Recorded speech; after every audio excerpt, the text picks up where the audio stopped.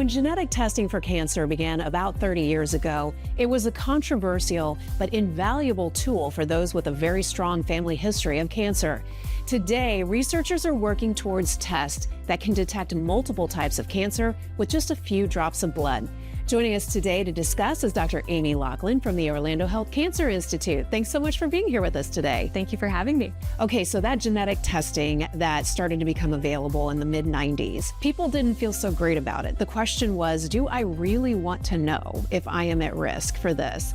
Where are we with that today? So I think that the information now is actually useful. Back in the 90s, it was very, very disconcerting to give someone information like you're high risk for breast cancer and not have, well, now what do I do about it?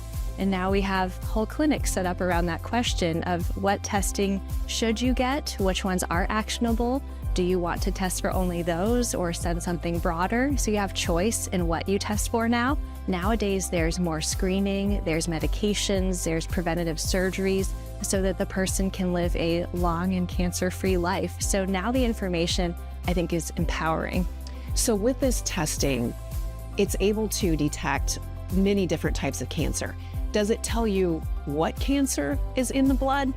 Not necessarily. So things like AI or machine learning models can try to get at that and try to predict, well, this pattern's most likely a colon cancer. So maybe you start your workup with a colonoscopy, or this one's more likely to be lung, and then you do a CT of the chest. So I think that all still needs to be figured out as part of this. So first, does the test work? And then two, once you have a positive result, what's the most elegant anti-anxiety way to go about it to actually get to a diagnosis? Well, and as an oncologist, I'm sure this is very exciting for you because the earlier you detect a problem in someone, the better you can treat them and the better outcome they are potentially going to have. Exactly. If you can catch it when it's smaller, when it hasn't tried to spread, that's how you can cure cancer and have that person live the life that they were intended and not have it be burdened by cancer. So that's always the goal with these tests is, can you catch it at an early stage? But I think what's really about to be a game changer is this circulating tumor DNA, or in patients who've had cancer, so take colon or breast cancer. One test can actually take the prior tumor, look for that DNA sequence pattern, and then check your blood for that same pattern recurring. And so I do think that's the future, is you might be able to see molecular level changes of that tumor, react to it, and then prevent the person from ever having that problem again.